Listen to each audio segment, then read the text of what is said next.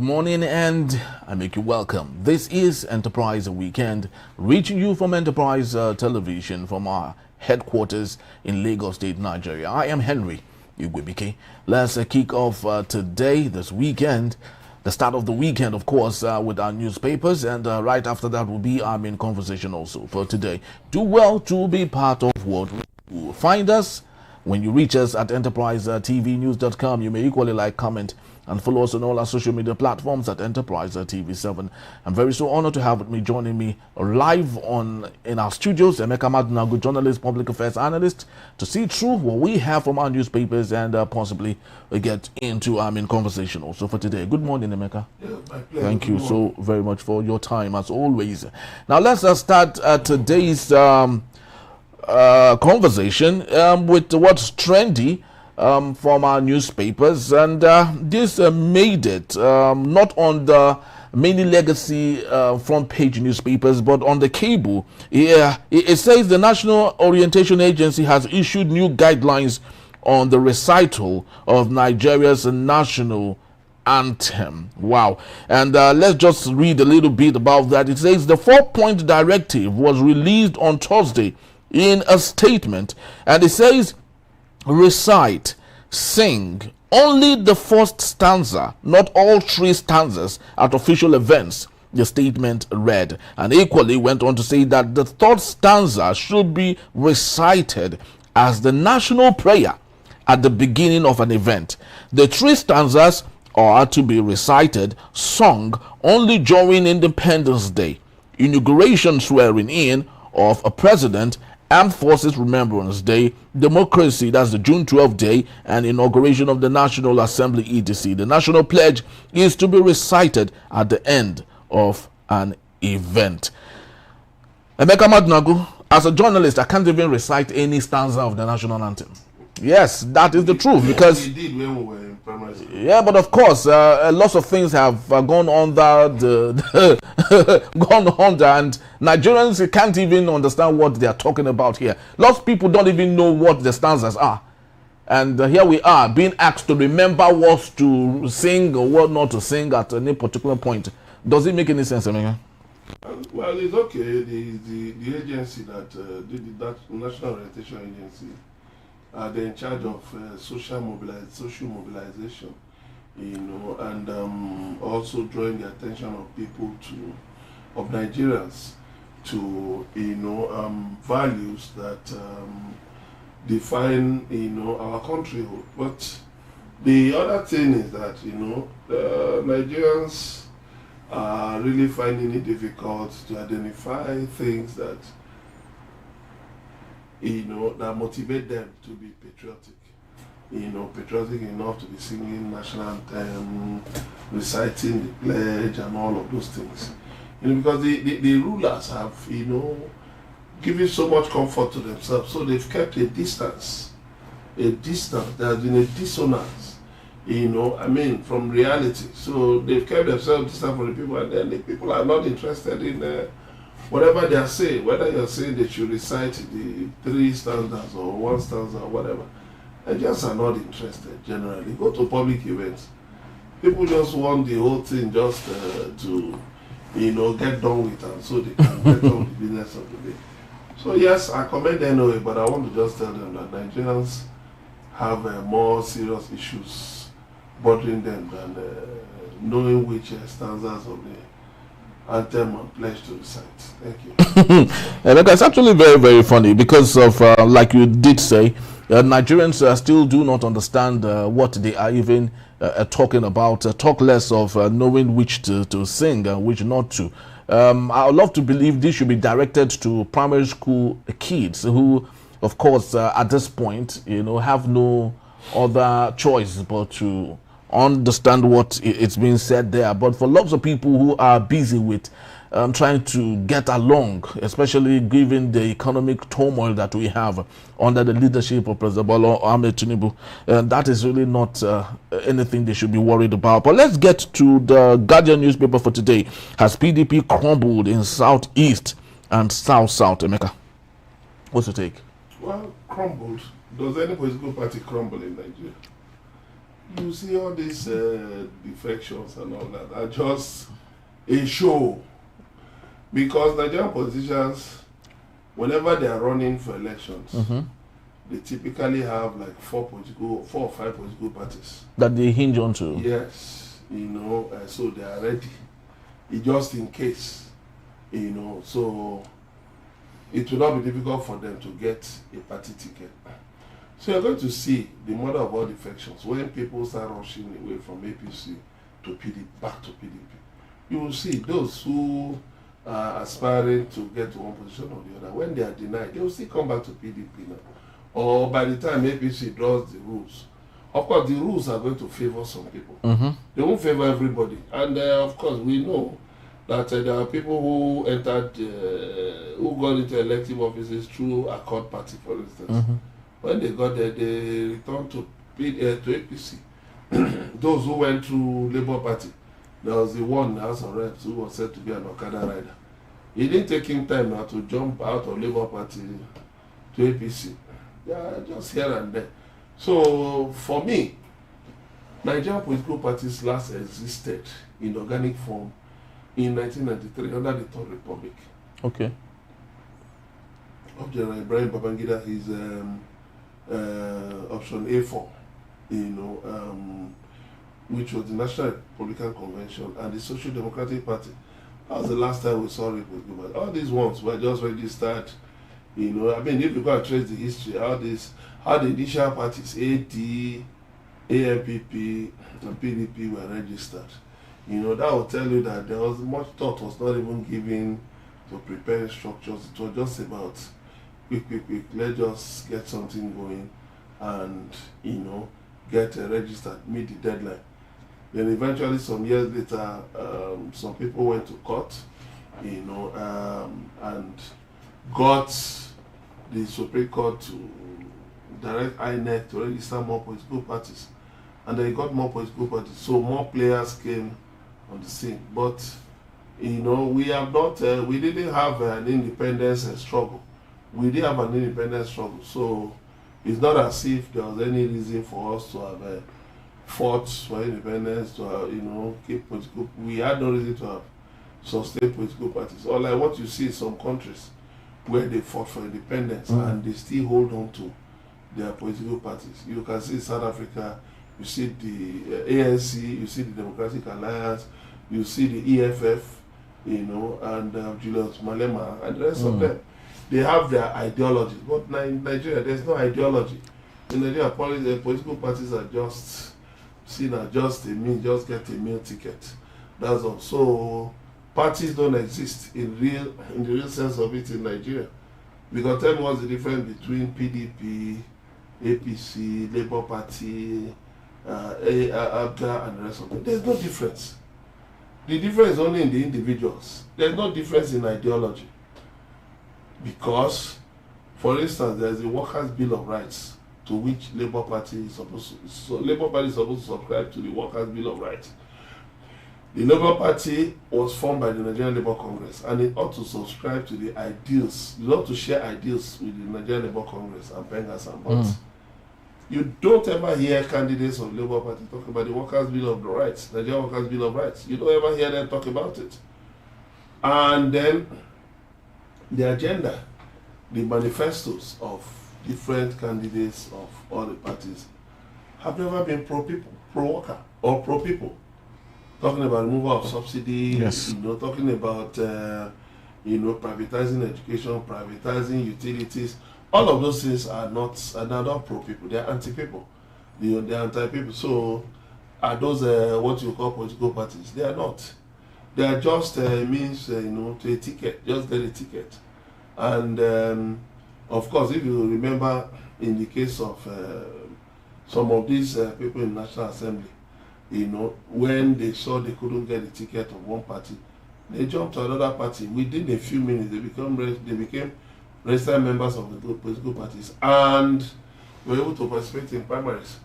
If you remember the case of Peter Obi, where some people, counter when he challenged the declaration of Bola Tinubu as the winner of 2023 presidential election.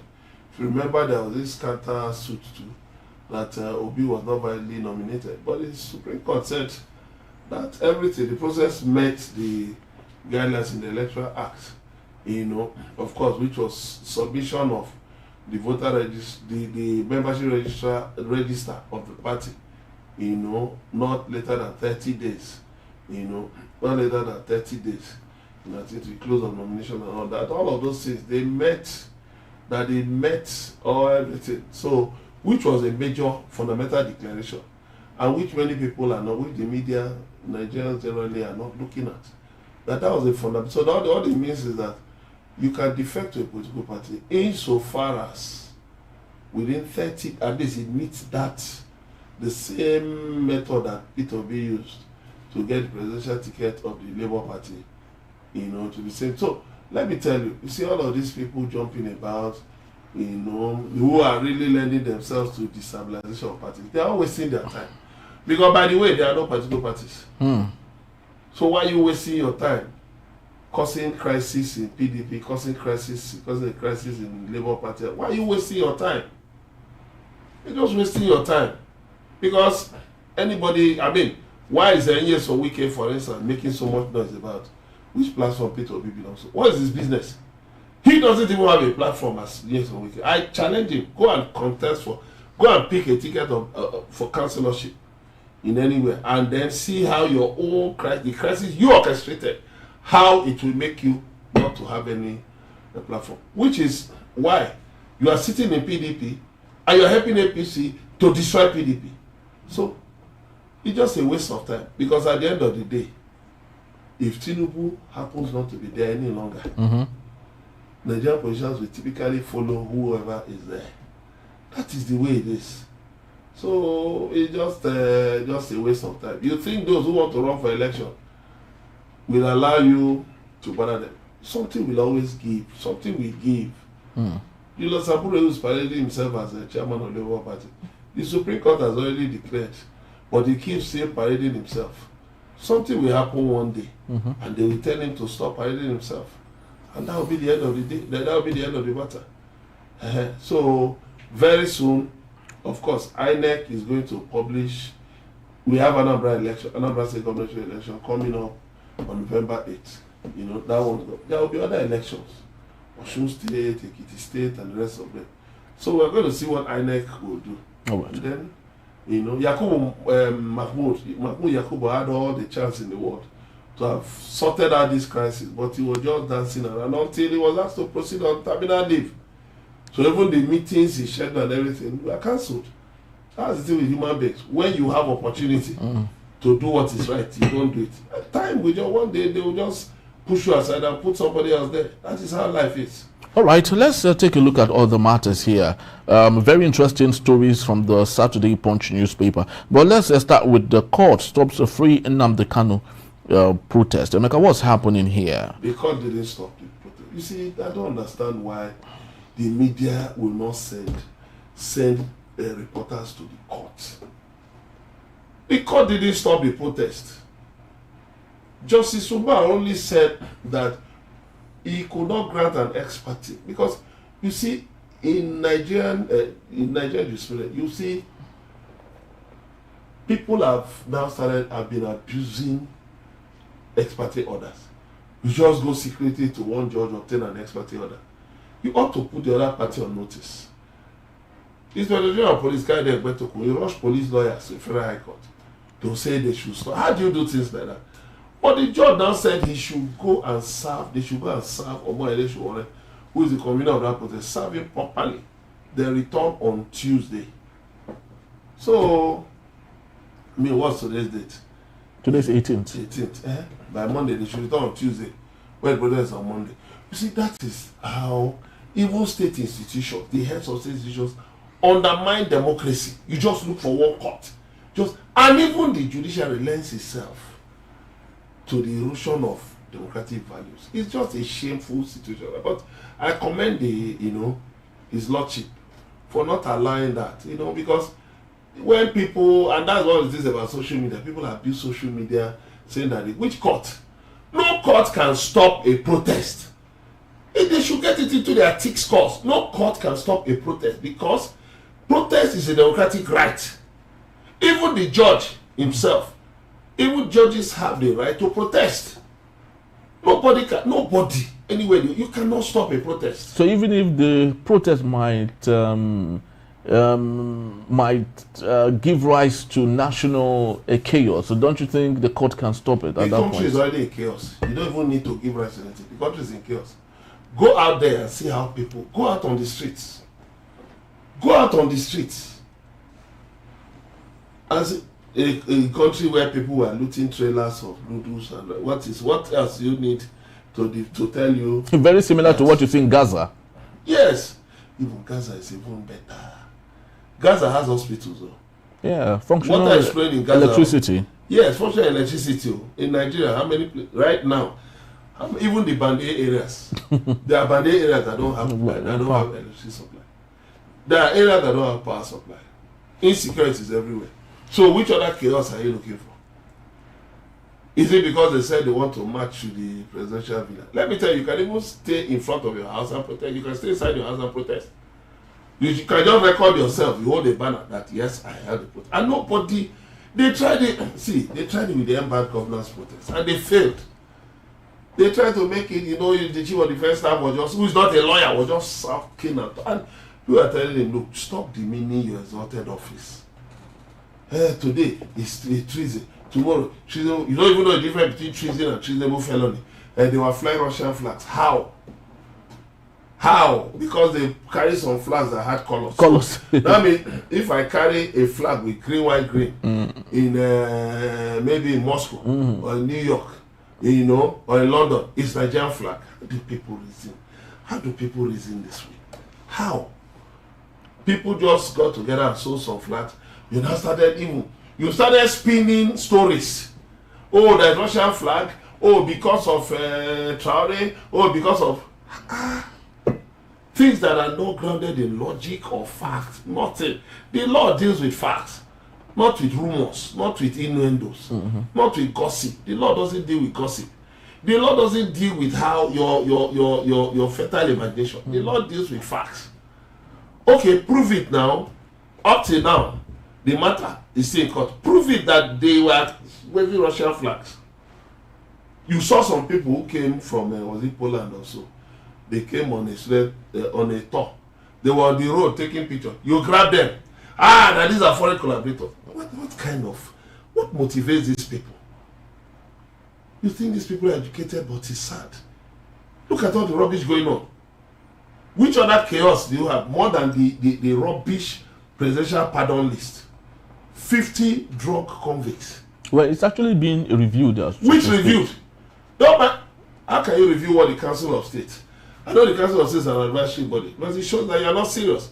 Because after the Council of State has approved something, you are now countermanding it. How does that show? It shows that there's chaos. Well, I actually learned that everyone on that list are still held. They haven't been granted, they've not been allowed out of the prisons. In Nigeria, I don't believe it. We have seen cases in this country where people were substituted. People who are supposed to be in prison were substituted. We have seen cases. It was in this country this year that we heard the story of what happened in Warri prison. How some people were released to go and carry out armed robbery attacks. That matter has been swept under the carpet. So let them say they were not. Who confirmed it? Who confirmed it? Why did they drop the list in the first place? Why? Because they had all the time in the world to have gone through every single case. Did anybody force you? Yes. You are releasing convicted murderers. Somebody who tried to kill her husband 3 good times. 3 good times. You are not saying that because of her children. Somebody is a threat to her children. Which children? You think the children are stupid? Somebody who denied the children of fatherly care. You are saying you should release her to take care of. How do these people reason? I mean, what is wrong with some of these people? You are saying what are we talking about? And that she has shown remorse. Which remorse? Which remorse? Who determines the remorse? There was somebody who was released in was it the UK recently, and he still went on to kill to kill somebody else again. So what are we talking about? In fact, there are certain offenses in Nigeria that should be outside of pardon or parole. So long as justice has been sufficiently served, you can pardon. How can you pardon drug? Do you know how dangerous drug abuse has become in Nigeria? There's this. But Emeka, which is more dangerous? Of course, I'm not leaving anyone out, but a situation where bandits and insurgents are running free around the country, killing military officers, killing Nigerians, babies, children. You are not granting pardon to a Major Akubo, who was convicted for selling 7,000 weapons to bandits. No, tell me. So what are these? What are we talking about? Empty the prisons now. Empty. Just free everybody. Let's know that we have become an utterly lawless society. What exactly are we talking about? It's not as if there was. Look, you see some of the cases like that convicted kidnapper and murderer. The security agents that arrested that guy ought to have been given a national honor, because it took so much effort for them to get these guys. So when you now downplay the role of these heroic gallant officers, and tomorrow they start misbehaving, tomorrow policemen treat citizens anyhow on the road, you will now say impunity, you will say security agents are. Come on, I feel for those policemen, for those DSS and the rest of them. These people put their lives on the line to get these people arrested. What about the judicial officers? You know, the state council who prosecuted them. You think it's easy to prosecute a drug convict? A person accused of this, a drug baron. Is it easy? It's not easy. Somebody with good money that can get good lawyers. Then not to talk of other categories of people. The lady who was convicted, the Miriam Sander, she's from a wealthy family. Oh, okay. But she was convicted. Instead of you to honor the people who were, the patriotic Nigerians who were able to secure their conviction, you are not releasing them. Well, the truth of the matter is, one of the newspapers yesterday said, I guess it was a Daily Trust newspaper that said that some of the names actually were smuggled in, that they weren't supposed to be there, that they were in one way or another smuggled into the list to the communities. And the people the smugglers are still walking free. The smugglers are not cooling their heels in Kirikiri. Nobody has gone to get an ex parte motion to put the smugglers in prison. Why are we, what, I mean, who did this to us? Like some people say. Who did this? Why? Well, Emeka, another issue here is, of course, you've blamed the media to some extent why they are not shining light, on some of these salient matters. But in November 12th, 2025, President Tinubu will be meeting with you guys. You are a member of the editors of Nigerian Guild of Editors. He'll be meeting with you guys on the 12th of November. He'll be declaring our. So what does that mean? Is he coming to buy you guys over so that you can start singing on your mandate? We shall stand. I don't even know of any mandate. I know it was declared the winner of the 2023 presidential election by INEC, but I'm not standing on any mandate. The only mandate I'm standing on is to be a law-abiding Nigerian. So what's he coming to do then? No. Of course, he has been invited. It's a statutory thing for the president to declare. The All Nigeria Editors Conference, what we call ANEC, it holds every year. We expect that the president should, but over the years, we've not had that. The president has not been, even the vice president has not turned up. But somehow the leadership of the Nigerian Guild of Editors has been able to convince the president to be there. Actually, it was supposed to be from the 3rd to the 6th, but it had to be moved to 12th to 14th, to accommodate the president's attendance. So, well, we hope that we'll tell ourselves the truth, because some of the topics that will be discussed are topics about elections and other things, that have to do with the nation. Yes. We cannot be calling ourselves editors at a time of national crisis. There's a serious, look at this kind of thing. People smuggling names of dangerous people into presidential pardon. This same thing happened some years ago. A lawyer a female lawyer in Ibadan who stabbed the husband to death, who killed the husband. Her name was put into a pardon. And she was immediately she disappeared from the country. She was sent to run to UK. And how about the doctor who the pedophile? Yes. Who was incarcerated in Lagos here? He was supposed to serve about 25 years. Right now he's in UK. I mean, why do you look, let me tell you. See, it's just like it is the same kind of mentality that will make us, for communities to be negotiating with bandits. Terrorists don't repent. They don't. Somebody taking a bomb to go and kill people or taking a gun cannot repent. Forget it. There is that. It is a dark instinct that makes people go that. Everybody has a grievance, one grievance or the other. But if you have to now go to the extent of killing innocent people, selling drugs, go to psychiatric hospitals, go to their drug wards. Somebody was saying it's easier for a camel to pass through the eye of a needle than to get somebody, a drug patient, admitted to those wards, because there are so many. So it's difficult to get a bed space. Wow. It's difficult to get people. And do we have sufficient numbers of trained psychotherapists, of trained officials who can handle drug cases? ADLA right now is overburdened.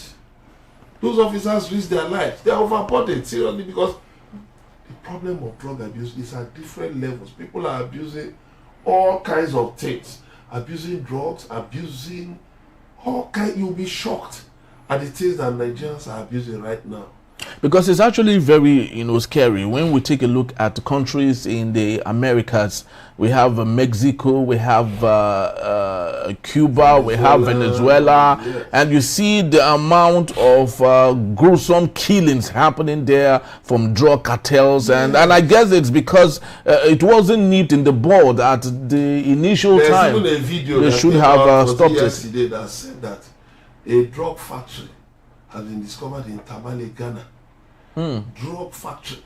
I just hope no Nigerian is involved in that. We're saying now, where is the market? You see, one of the drawbacks of being giant of Africa is that you now become a home for all kinds of things. You become a hub for all kinds of things, good, bad, and the ugly. And that is the problem we're having here. Our borders are so porous. People come in with weapons, come in with drugs, come in with banned substances, smuggling all kinds of things. And we have weak institutions. That's part of the problem.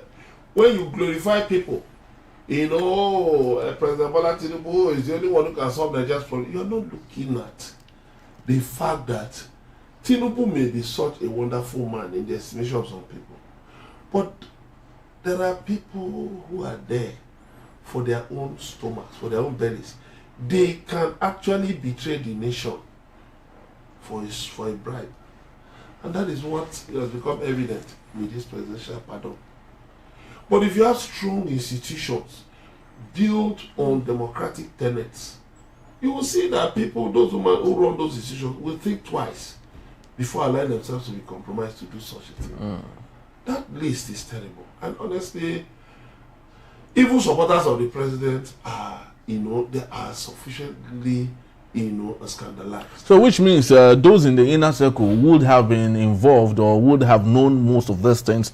I believe President Bola Tinubu might not be aware of most of these people that he granted clemency to. But those in the inner circle of the president might be well aware of some of these people or all of the people who cooked up all of these things. Who convinced him?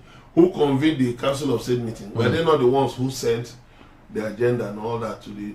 But I also ask a question. The members of the Council of State meeting are former heads of state.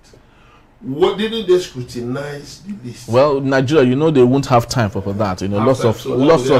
Lots of things going on. And just to let you know, Emeka will still be here to take us on our main conversation when we return. Defectors can kill opposition. New parties will rise. The Benmore Bruce says so. In a beat, it's still Enterprise Morning. Please don't go anywhere. I'll be right back. you.